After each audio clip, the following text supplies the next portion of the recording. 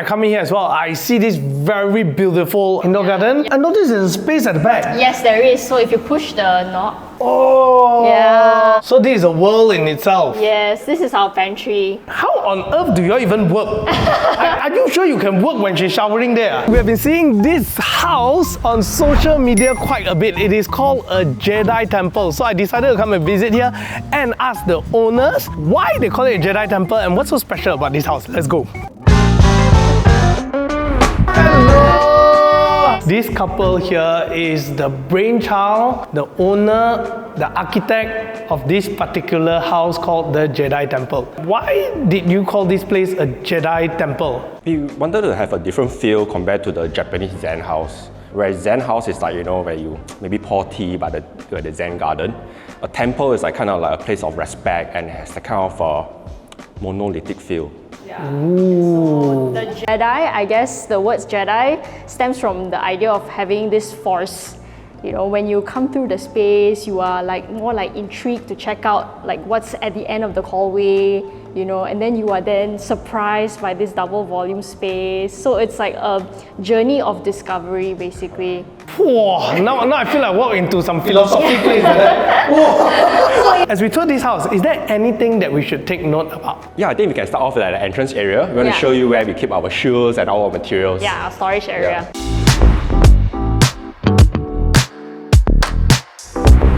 So we wanted the entrance to be very welcoming in the sense that people can take off their shoe inside. Sometimes you come into your conventional house, you put your shoes outside before entering the door. That's right. So, and then wet some more outside sometimes. Yeah. By framing this entire entrance, we are sort of celebrating it which we really wanted the entrance to be quite grand also. So that's why there's this long foyer space. Right. Then again, there's this force that sort of draws you in. I guess the regular terrace houses around this area, right, they have very low ceilings. So we really took that to our advantage and sort of created that double volume at the end of the hallway. Having said that, usually in the low ceiling house, right, you will feel much more claustrophobic. Yes. But the way this whole thing opens up, it doesn't feel claustrophobic. In fact, it feels very wide. Yeah. It feels was there anything that you put into the design that made it as such? Just a play of light, right? If you have the lights down here, it kind of light up the space from the ground up.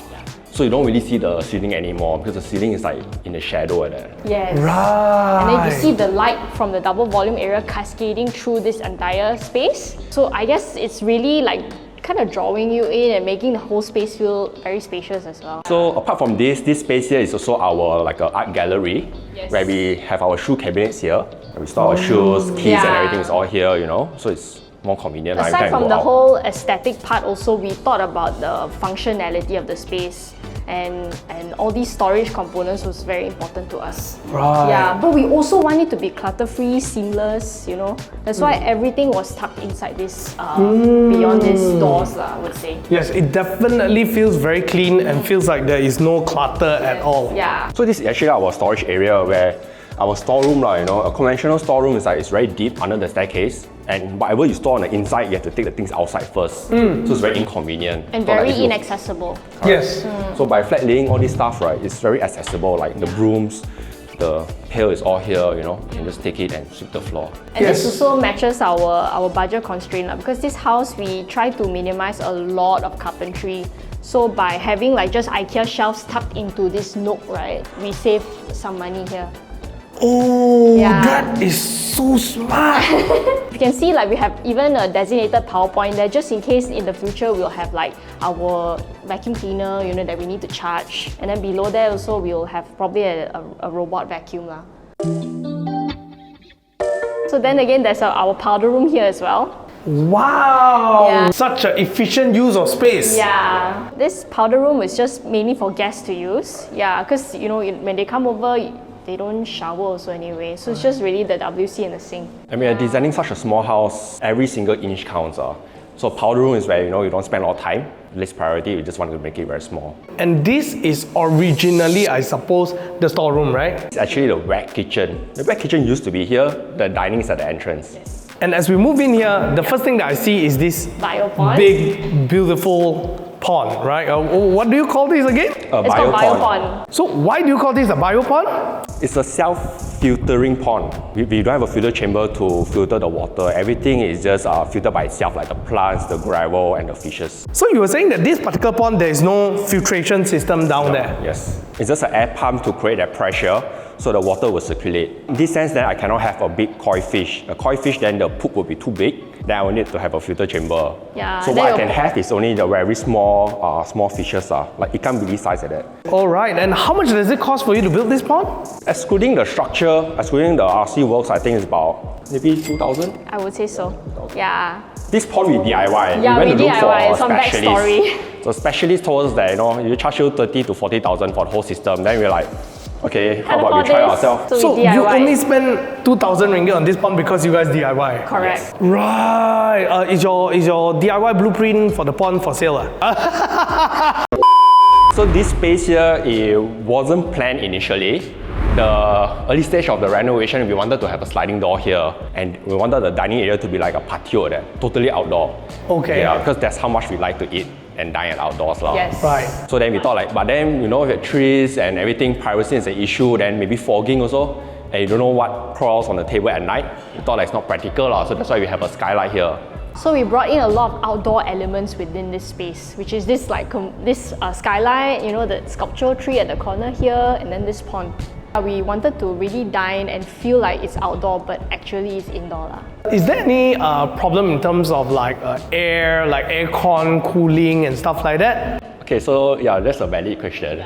So this is a double volume area, the heat will always rise. So then over here we have a profiter panel that allow the heat to escape.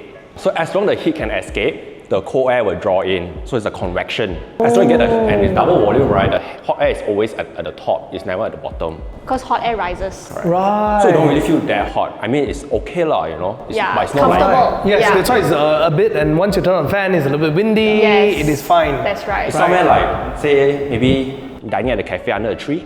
Yeah, feels like it. How much did it cost for? The glass is about 20,000. Structure-wise, because the whole structure, everything all together is about 50 to 60. Right. So I'll say this portion, maybe you're looking at about maybe 30. 30K? Yeah. Just for the top here? Yes. Can I know what's the sliding window up there? The sliding window is for our small little bedroom. We can show it to you later. Little bedroom. Yeah, we call it COVID room. COVID room. Because just in case either of us get sick, need to isolate then. Right. And so that's not the master bedroom? No, it's not. Think of the house as like a studio concept, but on a landed property, basically. Yeah. I noticed that you also take a very unconventional approach. The kitchen, all steel, uncommon for a normal household. Any particular reason? We think that stainless steel is going to last because our water kind of like finds spaces and it kind of crawl, right? So if you have a plywood or timber one, it will rot lah. And we wanted something very long lasting. Yeah. I think another thing to highlight is the spatial planning. The house is only just the two of us. So if one of us cooking and then another one person is dining outside, we want to have able to talk to each other. Interaction, Yeah, right? exactly. So Right. in typical conventional houses, right, where kitchen is always tucked inside a room or Yes. a corner of the house. Yes. But we try to avoid that because when our guests are here, we want to be able to interact with them while we are in the kitchen also. So we wanted the kitchen to not look like a kitchen. So in the event, sometimes when we are hosting, so that's why these panels, they are quite seamless to the storage that goes behind it. Yeah. So we have our rice cooker here, pressure cooker, so you cook rice, you can just Take it out this and then one put here, it on the counter. put it here, and then the switches right below here. Correct. I noticed there's a space at the back. Yes, there is. So if you push the knob, Oh!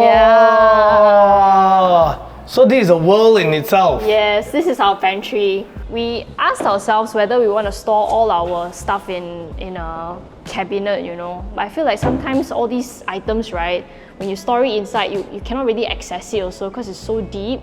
Yeah, so we wanted an open pantry where we can easily get stuff and then come back out here. Oh my god, I just noticed one thing. Yeah. Because of your layout, you did away with one of the most expensive thing in the whole house. Correct. Which is the kitchen cabinet. Yes. Where people spend 70,000 ringgit just at your Storage, house, yes. it will be about 70,000. Yep. Easily. And you just did away with it entirely just by designing your space properly. Yes. Yeah, so everything in design, we try to bring value out of it. So this racks here is double face, One rack, I can access both sides. And all these racks are from IKEA. Yeah. So cost saving again. Wow! So we really prioritized what was important to us. I do notice that there's pillars around, right? Is it part of the structure that can't be removed? Yes, it's all existing structure. It's a rectangle column. We just make it round. Yeah. Oh! So this wall here, this space here used to be the kitchen. The toilet used to be in the center here. There was a and guest the guest bedroom room there. Yeah. was here. And you guys design a space For to it. fit in so that it looks like it's part of the design rather than... Changing it. Yes, absolutely correct. Yeah, so as you walk through this corridor, you are then invited into this cozy living room. So we call this area like our private zone. Whereas just now the dining is more of an entertainment zone. Yeah. We think that the open space, a conventional home, you have a living area, dining, your dry kitchen. I think that one's a bit boring. Because in the morning you'll be at your island, lunch you'll be at the dining area, nighttime you'll be at the living area. So there's nothing to explore, You're spending a whole day in that same space. Points of interest within the house. Right. So for us, it's like we wanted the living to be like kind of disconnected from the dining.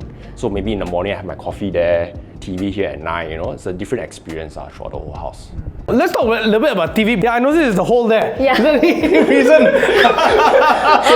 So we have a hole here, and we also have a hole here in the TV. Oh. So then we can throw the cable into the storage area at the back there, where the entrance is. So then this is for our future soundbar that the cable can connect at the back here. Yeah, to the power point that's located behind this wall. So by doing this, then we save cost on the TV panel already. One thing that at the moment I come in here as well, I see this very beautiful, I don't even know what to call it honestly. An indoor garden, I Indoor would garden, say. yeah. Indoor garden? Yeah. Right, yeah, okay, with that. What do you call this kind of, I would say, yeah, it's a screen. why specifically like that? Because in the conventional homes, you will have a sliding door, and then we have a sliding door, we need to add grille and curtain.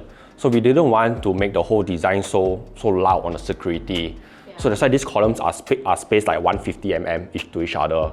So 150, the guy cannot come in. So the columns kind of act as a security screen also. Yes. Right. And does it mean that when you do this kind of column also, right, you kind of get the light but you don't get the heat because Yeah, maybe, yeah. But the glass is just a clear glass. it's just a clear glass? Yeah. Oh, And right. in terms of heat, we have the same concept here. There's gaps on top there. Yeah. So hot air rises and then it escapes through those gaps above. Right. How much does it cost to build this thing here then versus a glass panel? Because people will be thinking, right, a glass panel could be much more cheaper. Yeah. So how's it like actually? Per column, rough take is about 1,500. The glass is about 1,000 ringgit. So now we have about 30 to 40 numbers here, I think. So it adds up about 60, 70. 60, 70. Okay, so that's where the kitchen cabinet go to. Correct. Yeah. I noticed one thing as well, because of the placement of the light, the way the light shines in and it lights up the floor. But here, you kind of did this rounded arch, right? And what happens is that the top here remains slightly darker. So is that intentional play of light, and what's the reason behind it then? So this one here is, we wanted to highlight the garden. So if you're coming in from the entrance there, this curve kind of like frames up Yeah. this garden space. Right, so even when I look from this direction, the draw of the attention is still here. Correct. So actually, whatever that we are seeing right now, although it look like very simple, but there's a lot of thought about where the light is gonna shine and How the light glows, yeah, you know. and now it starts to make sense why you call it a Jedi Temple. I noticed there's a big curtain up there. Yep. What's that? Is that the master bedroom? Yes, that's a master bedroom. Yeah, that's a master bedroom overlooking the garden. Indoor garden downstairs. Wow, so it's also an interconnected space again. Correct. Then again, yeah, the spaces kind of feel like, you're somehow here and there at the same time. And this part of the design reminds me that generally only bungalows have this kind of design. Not on a normal terrace. A normal terrace is always very dark, you have to turn on the lights. And usually if it's like that, then it's out facing something, it's not part of an indoor space. Correct. This feels more like a bungalow kind of Concept, thing. yeah. Was it intentional or anything like that? Yeah, so when we look at terrace houses, right, it's always a bungalow-sized house being scaled down to a very small house. So all the bedrooms, everything, the living rooms becomes very small. So what we think that for this house, maybe we can have a bungalow house, but we cut a part of it, have a big living, dining, and maybe just 2 bedrooms. And so that's what we have for this house. Yeah. That's why the whole house feels so Very empty. spacious. Exactly. Right. Prioritize almost like- certain spaces in order to create the same effect lah. Yeah. Hey, Peter! The next day. This sucks. This sucks. Spills, crumbs, random mess, it happens. This is why I got the Corvin X8 to suck it all up. Got crumbs and sticky floors? No problem. The 4-in-1 mop head handles everything from vacuuming, mopping, steaming, and even UV disinfecting, all in one go, leaving your floors spotless. Tired of dirt hiding in your sofa or bed? The motorized UV bed vacuum tool eliminates dust, dirt, and allergens with ease, keeping your home fresh and clean. With the green laser LED, even the tiniest particles are revealed, making dust nowhere to hide. Vacuuming has never been this precise and satisfying. And when it's time to clean the vacuum, simply dock it and the station will automatically vacuum the debris into the dust bag. No flying dust, no hassle, just clean and done. Don't miss out, check out the link in the description down below.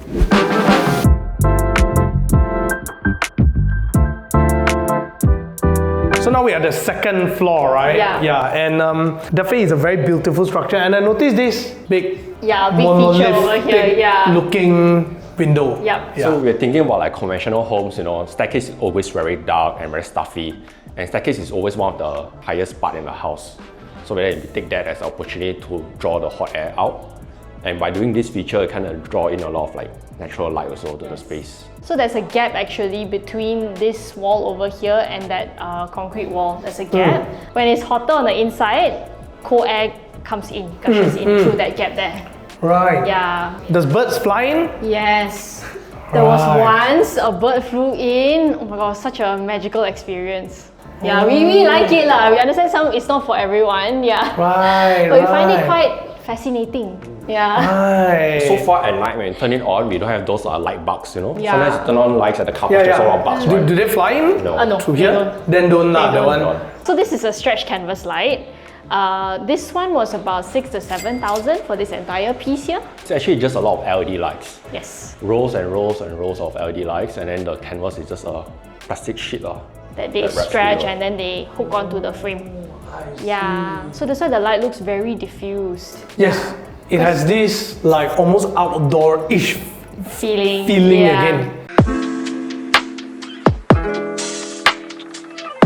This bedroom here is our COVID room. Yeah, so in case one of us gets sick, then they isolate in this room. Yeah, we haven't got the bed yet, and Yeah. the bookshelf, so all these stuff are still laying on the floor. Yeah. Also, it's a COVID room. Yes. And that's why you have A sink, Outside and and the toilets are inside here. so the reason why we didn't place the sink inside the bathroom is because then the bathroom will be very, very big already. If you can open this door over here, the bathroom is really, really small. We call this the Batman bathroom because it's so dark. It's meant to have that kind of ambience. Yeah, it's really dark, and the only source of light is that LED strip light above. Oh, it's an LED strip light? Yeah, there. That one that's closed now. Oh, I thought it's an outdoor. Yeah, also it's outdoor lah for ventilation purposes. This window here is just now the one that you saw from the dining area here. So why we wanted this slit windows because we wanted to capture the skylight. So if you're sitting here, you get to see the skylight. Oh. Yeah, so that's why that's the purpose of this slit window lah. Wow. Yeah. So, how much does this cost? It's not cheap. Yeah. I This is think like the- one piece is about 2,000 ringgit. This is like the shopping mall, that kind of. Yes, right? correct, yes. Yeah. So for the master bedroom, we wanted to bring in this resort-like experience. That's why the bed is like sort of like the center focal point of the entire space. And that curved railing over there, I think it's just a nice view to wake up to. I guess everyone got their own feng shui concern that the bed is in the middle, Yeah. But we think that as long as the bed has a solid wall, a low wall, it's good enough for us. And this is where we have our switches. Power points. Where we have a phone charger, a future table lamp, and our switches are here. So at night when one of us is about to fall asleep, just click click. Yeah, so it's really for convenience. So the whole thing is designed very much like a hotel for convenience sake, like it really, functionality is the number one concern by now, I can see. Very much so, Right? yes. And I have to say that I really do feel like I'm in a temple. even in this room. That means that's great. Then we achieve our goal. A floating bed? Bed, yes, a floating bed. It almost looks like what, you know? It looks like this is the altar. And this little slit window over here just gently illuminates the floor. It's a window, huh? It's Yeah, not it's light, a window. huh? It's not light. Wow. Yeah. So you know, sometimes in the morning, maybe one of our partner will wake up earlier than the other. Yeah. And you don't want to turn on lights to disturb the other person, right? So this light here kind of like illuminate the floor, and you can go to toilets and get ready, lah. Yeah. Wow. Without turning on the other light. guy, Yeah. Wow. And we don't have windows over here also because we put the window already, we look out to nothing. Is there a particular reason why you don't have like window or anything like a glass panel here or anything? Initially, I guess we looked at that option, but when we experimented, we designed it, we saw this form as like a nice moment to wake up to lah, really. I have to say yes. Yeah. Definitely. It is like Yeah. wow. It's just being playful, lah. And we Yeah, also experimented playful. with the whole curtain. Because we're not sure whether, you know, if The you on curtain aircon, the curtain can Can trap contain the the cold air. aircon or not. Oh, so does it? Yeah, Yeah, it it does. What's interesting is when you close the curtain, you get to see like the light coming through the curtain and see this like form sort of like Yes. shine through the curtain. If you see from here, you get to see that whole play of light. So within the entire house, we try to manipulate and play around with the natural light quality and also the artificial light quality. Wow. So this is our workstation and also our wardrobe and our open bathroom. So what we did was really, if you see from our master bedroom and the COVID room just now, right, we eliminated the ceiling space. Why? It's because we have a lot of like, in Malaysia, you know, a lot of like musang, rats and cats, they tend to nest up there, you know? Yes. So by eliminating that, we don't see that happening in the house.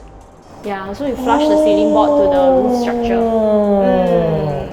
And because of that, again, you don't need built-in Correct. wardrobes. Yes, correct. The only wardrobe is here, lah. The left and right. Yeah. His and hers. Yes. How on earth do you even work? Are you sure you can work when she's showering there? We want it like to be quite a sexy bathroom lah, basically. Hey, that perfectly encapsulates it. A sexy bathroom. We have a compartment for this. We don't have a yard in our house because when we used to live with our parents, right, we see them struggling to keep their clothes, all the time, go down, keep clothes, come up, fold, store, and then bring down back to wash, so That's right. we live quite busy lifestyle, so we thought we should just put the washing machine inside our wardrobe. Ah. So our washing machine and dryer, so we wash, dry, hang straight away.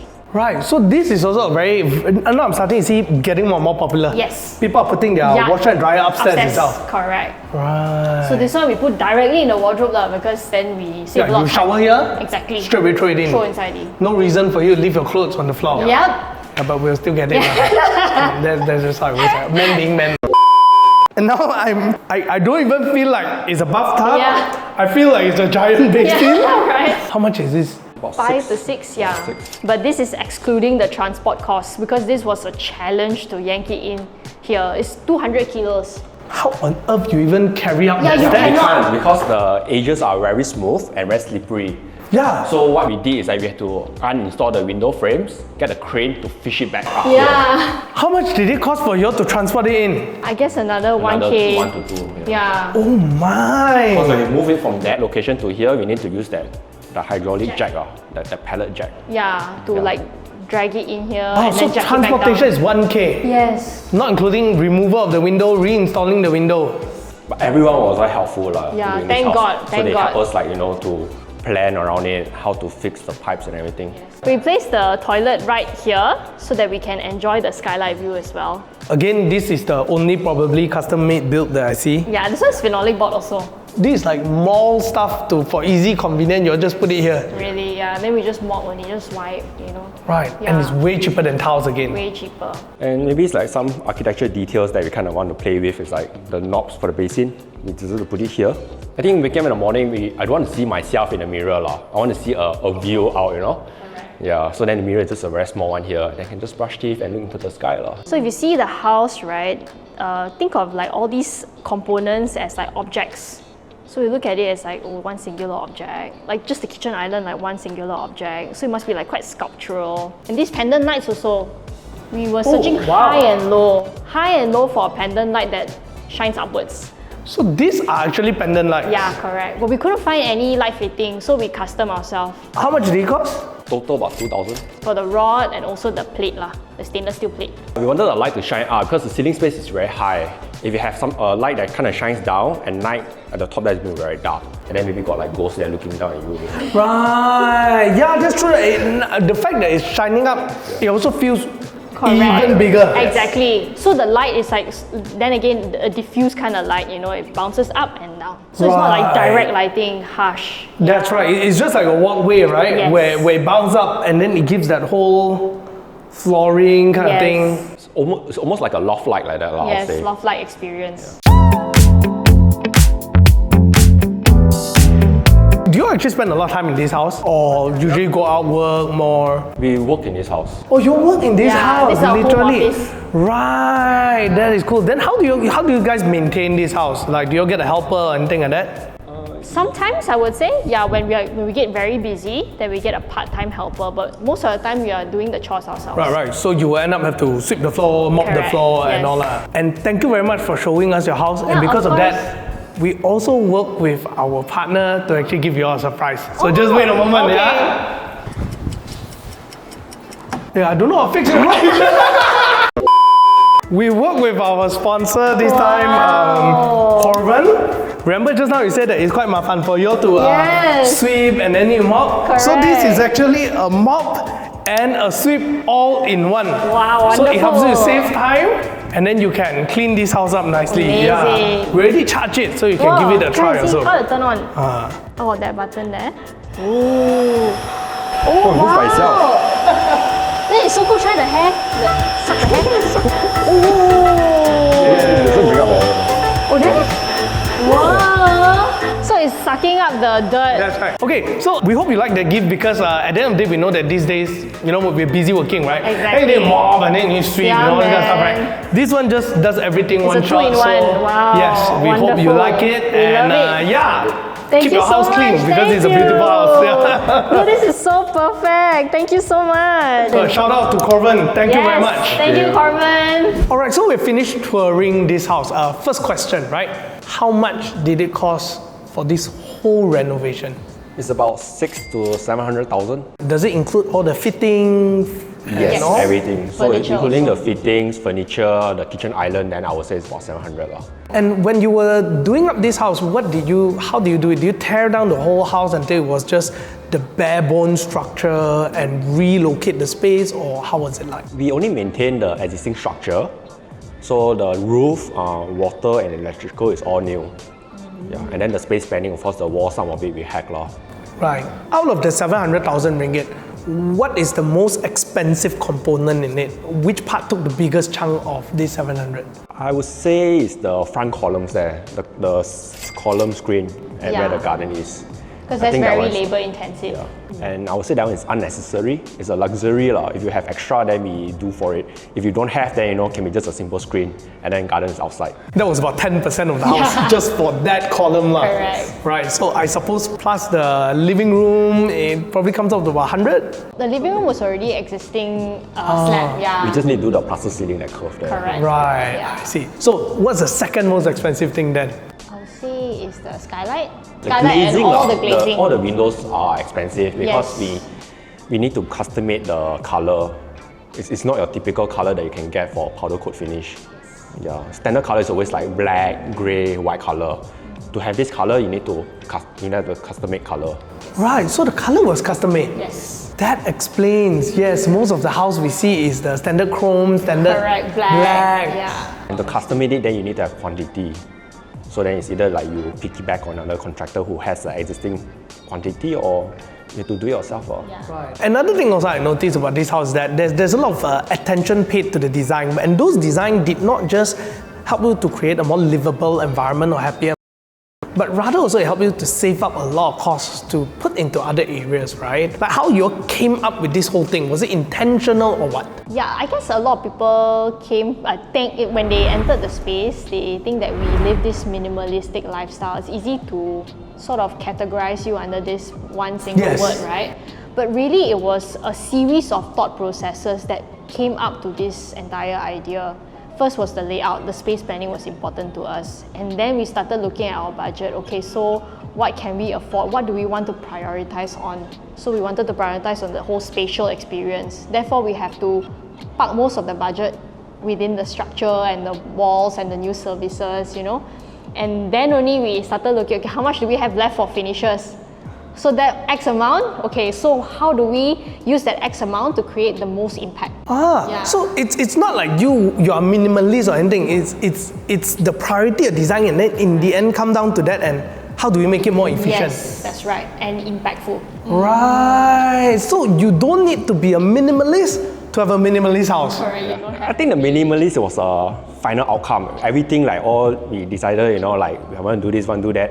Then only the house is actually quite minimalist then. Yeah. What's your advice to prepare people who are about to renovate their house to think through that process like you guys, so that they can create a space, right, where it's not just aesthetically beautiful, but also you can almost guarantee the things that appear are usable and functional, right? Think of it like go a hair salon. And then, you know, when you meet the hairdresser, they ask him like, you know, can you cut here shorter, here longer, rather than trusting your hairdresser to come out the style that you want. So I say that, you know, and this and also in lines with habits, you have to break away from it. So let's say you're going to have a new house, you have to break from what's your current house like. You know, you cannot have your typical guest room, your typical wet kitchen. You start to question everything, whether this thing useful or not, need to have or not. So if you come to us as an architect, then we are like the hairdresser, you know. You trust us, we will get it done, everything for you. But of course, before we design, we will interview our clients also, like how's their lifestyle like, how do you use the space, you know. So if I came to know that, you know, the house is just the two of them, then the space is more focused on just the two of them and not the least priority. The spaces, I would say. Right. I like how you phrase it just now, right? It is questioning every single space. Suddenly I feel like when we are talking about renovating a house or designing a house, right, you are actually not just renovating a house, but also renovating your mindset of things. Yes, right? your habits. Because we are so used to sometimes like, okay, if I live in this kind of house, I need to have a guest room, I need to have a 3-bed, 2-bath, I need to have, because that is the standard. Yes. And like literally, right, everyone that I know who actually renovate a house, the first thing they think about is, what kind of kitchen cabinet I want. Like it's granted. There's no such thing as don't have, right? But the way that you approach it is, you know what? Forget about everything. Let's start from scratch. It's always like emptying your cup, really. Right. How would you suggest a person as they renovate their home to also take care of their pockets? To work that out, it's pretty tough, because the building industry is like they go by market price and the quantity is very small. So it's like, you know, go to a restaurant, seafood, market price. There's no like, you know, this one wall for every contractor will be 5,000. Contractor A, maybe he got no job, then he'll price it maybe 2,000. Contractor B then will say like, this wall, 10,000, because he doesn't need a job. He got many jobs running at all. Yeah, so it's hard to say that, you know, you get a fair rate for everyone. So the only way to move forward is actually maybe hiring an architect. Right? Who can help you cost so manage? you can actually tender to many contractors for their connections, and then you can get a fair price.